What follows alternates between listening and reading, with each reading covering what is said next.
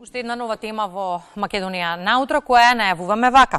Инвестицијата во дуалното образование е инвестиција во реалниот сектор и можноста компаниите да учествуваат во креирање на потребниот кадар, што е особено важно во контекст на економскиот развој на една земја. Учи паметно работи стручно е проектот кој што известно време го спроведува Министерството за образование во соработка со Стопанската комора на Македонија. Какви профили на работници им се потребни на локалните работодавачи, растели бројот на компании кои што пројавуваат интерес да учествуваат во реализацијата на образовниот процес и кој е бенефитот од дуалното образование. Е тема на која што ова утро разговараме со гостите во студиото Наташа Јаневска од Стопанската комора на Македонија и Александар Сибиновски, директор на Средното училиште Владо Тасевски. Добро утро и добре ни дојдовте. Заедно со нас на линкот прилеп ја имаме и колешката Елизабета Митраска, која што впрочем ќе ни ги пренесе и искуствата од таму.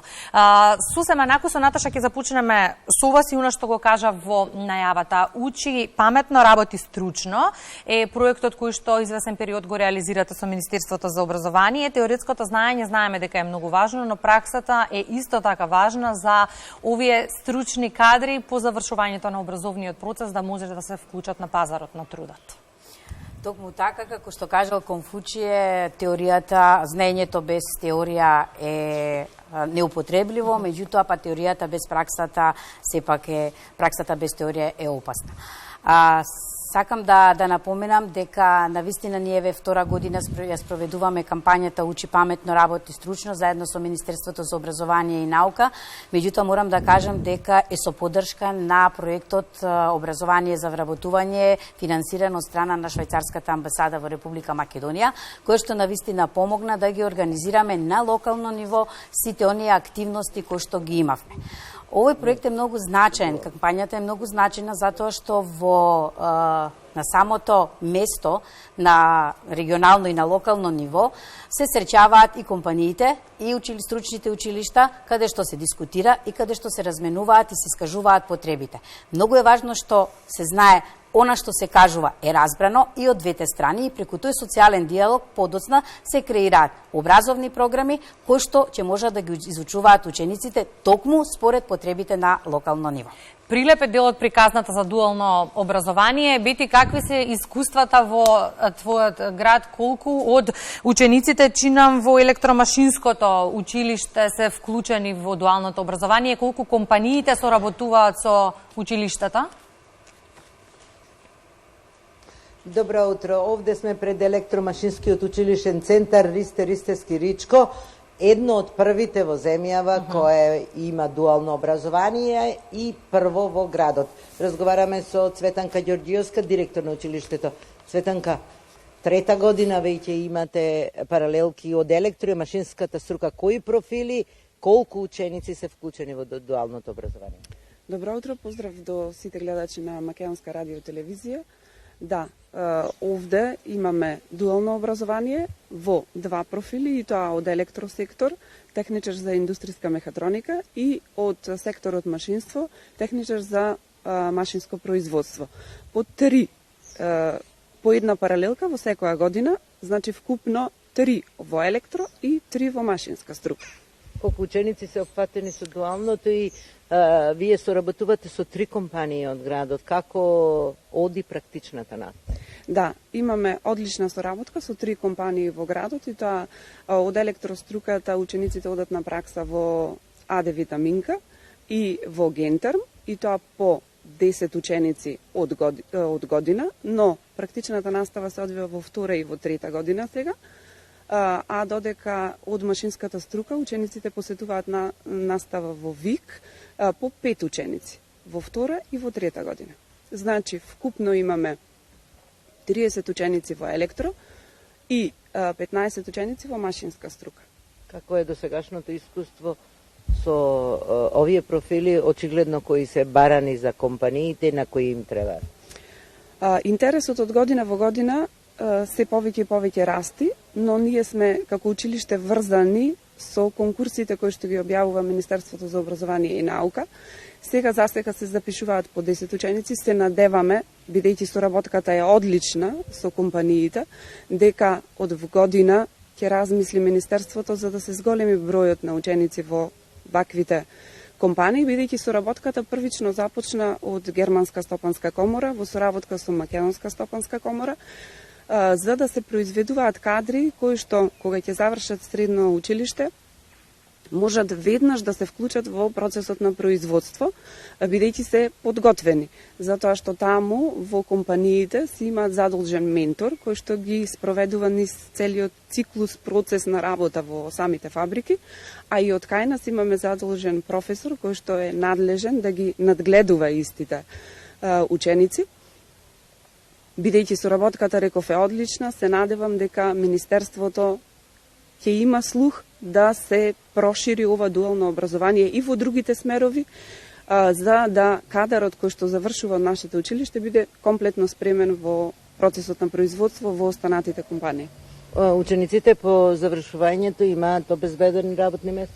Да, учениците имаат обезбедени работни места. Сега во трета година ќе има меѓу испит кој ќе се одвива во нашето училиште на 11.5. И тој меѓу испит е всушност програма која што е целосно комплетна по германски стандард на образование, и со тоа и во четврта кога ќе стигнат нашите ученици ќе имаат уште еден испит и дипломата која што ќе ја добијат е меѓународно призната, значи не само во Македонија и секаде.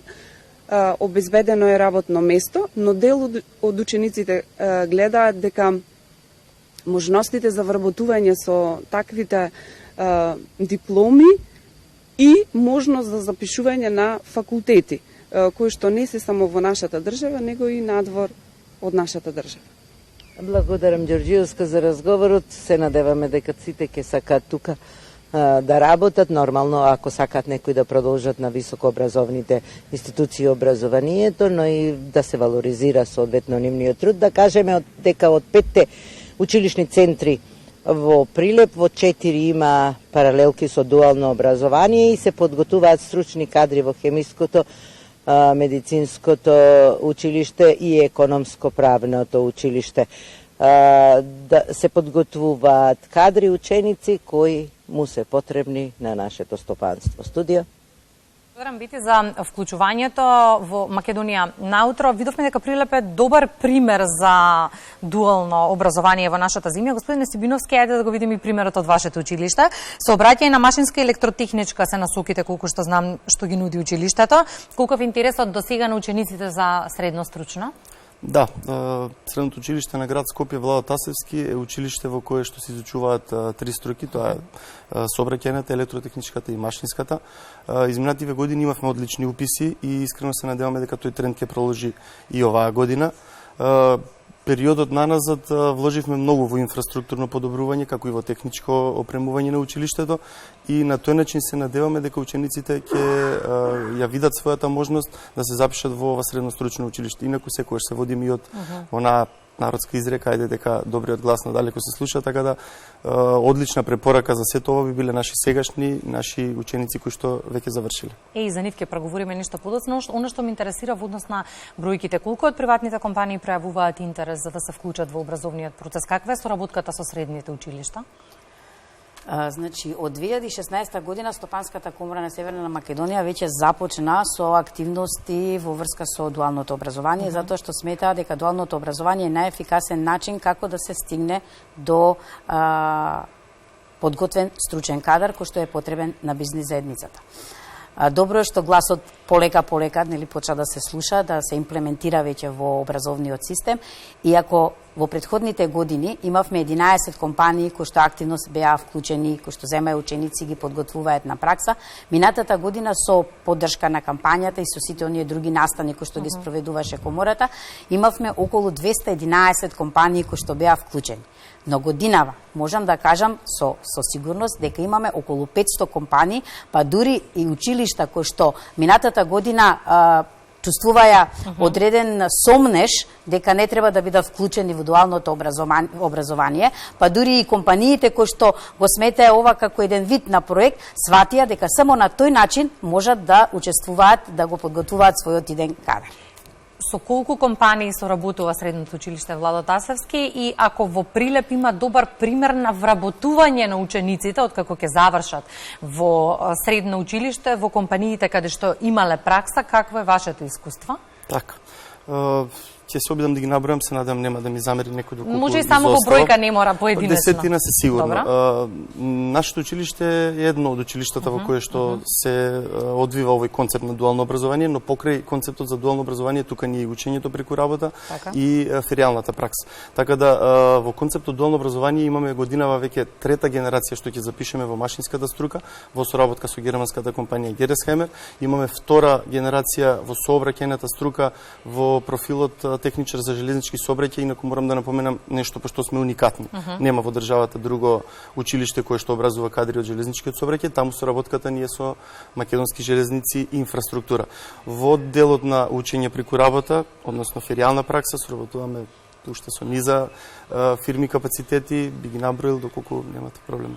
Десетина се сигурно, тука е Казгруп, тука е Макстел, тука е Цементарница Усија, Раде Кончар, секоја од овие компании соодветна на смерот во кој што се изучува кај нас таа работа. Ако сега имаме 500 компании, порано многу никако се калкулираше пред да се примат учениците на практична настава и сега ајде да продискутираме малку и тоа. Колку се трошоците, од друга страна колкав е бенефитот од практичната настава во компаниите? Се зависи тоа како ги гледаме работите. Ако ги гледаме долгорочно, бенефитот е голем. Ако гледаме краткорочно, навистина имаат одредени трошоци компаниите, но во анализите кои што ги правевме, тие се свесни дека мора да ги имаат тие трошоци за да можат после да си имаат сопствен кадар кој што сами го изградуваат. Ако станува збор за трошоци, тогаш навистина имаат, прво треба да се го обезбедат менторот кој што ќе работи, тоа е лице вработено во компанијата и кој што ќе работи посветено со учениците, ќе ги води низ сите работни процеси, ќе ги запознава со организацијата на компанијата, им ги развива меките вештини, одговорност, посветеност, нели, донесување на одлуки, она што е важно за да една изградена индивидуа понатаму може да се вработи, дополнително обуката за ментори која што е од 3 дена, кој што мора да се посетува, да се полага завршниот испит, таа се плаќа, нели? Верификацијата, па тука вие и опремувањето мора да имаат специфична опрема, задолжителна облека заради безбедност, нели, да имаат алати. Сето тоа влегува во трошоци, како и определен надоместо кој што мора да го подготвуваат, да го даваат на учениците за нивната ученичка работа, храна, превоз и така натаму. Но од друга страна што добиваат? Добиваат кадар кој што веќе гооспособиле според нивните работни процеси, затоа што секоја компанија си е специфична, има специфична дејност на работењето. Добиваат кадар кој што ги стекнал тие меки вештини што се сега најбарани, значи 2/3 од компаниите според анализите ги бараат тие меки вештини. Посветеноста, одговорноста, тимската работа, па дури и она донесување, признавање на грешките, донесување на одлуките, што е многу важно за една компанија да може да оди напред.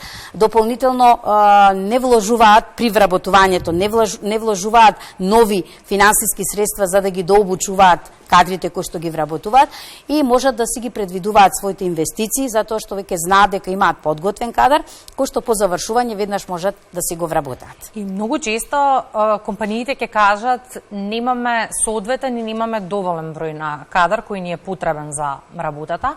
Каков тип на профили на работници им се потребни во моментов на локалните работодавачи? Што велат искуствата од комуникацијата со нив? Според анализите кои што веќе трета година Европската Унија во извештајот ни ги кажува, тоа е 80% невработени, токму заради несоодветноста на она што се бара на пазарот на трудот и она што се нуди од страна на образовните институции. Но, како што кажав, самата кампања потикна се она што е потребно на локално ниво да влезе во образовниот процес, за да можат да се обучуваат кадри кои што се навистина потребни за компаниите.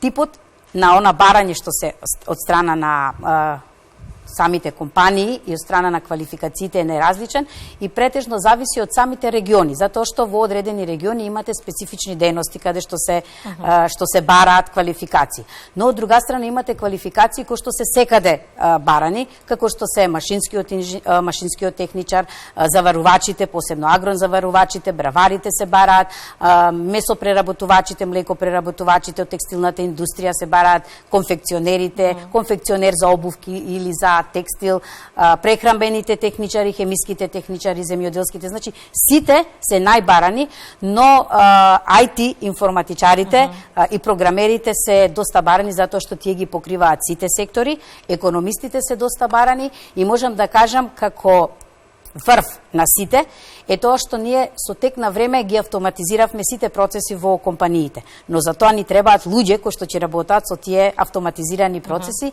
и затоа сега најбаран профил е операторот на CNC машина.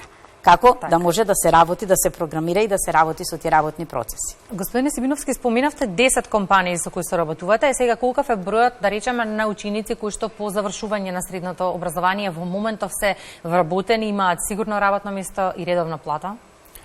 Па, имате такви податоци? Прецизна информација искрено ќе видам не можам да ви дадам, бидејќи сега ја имаме третата генерација од овој принцип на работа, но изведувањето на практичната настава во вакви услови секако дека има своји бенефити, односно не е исто да се изведува практична настава во училиште и она што сега го имаат како дуална настава во компаниите. Сепак работат во реални работни услови, решаваат реални проблеми во тие капацитети. Знам со сигурност и тоа можам да го тврдам дека сите ученици кои што добро ќе се завршат својата работа кроз своето образование во таа компанија, на крајот на завршувањето на средното образование добиваат понуда за вработување. И исто така за оние кои што ќе решат и ќе преват афинитети да продолжат на високо образование, добиваат можност за делумна или целосна партиципација во нивното финансиско плаќањето, односно на плаќањето на факултетот, но за возврат да се вратат по завршувањето во тие компании.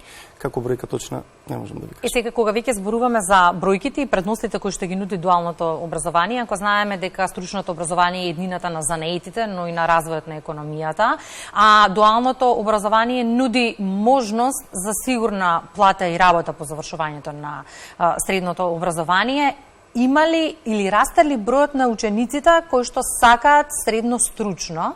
Какви се вашите искуства, Наташа, и сакам поединечно господин Сибиновски да слушам за неговото училиште. Јас само пред да одговорам на прашањето, сакам да се надополнам на директорот на стручното училиште.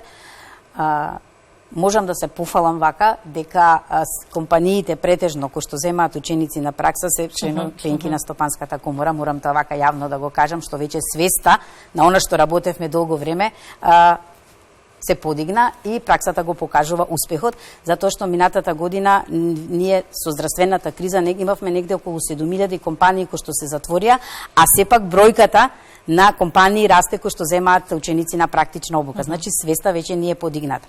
Од друга страна, околу вработувањата можам да кажам дека Евана минатата година ја заврши првата генерација и скоро сите 20 со оној проект 20-20-20, сите ученици беа поканети да влезат во работните процеси, а 18 ученика веќе работат и станаа колеги со своите ментори кои што до вчера ги учеа.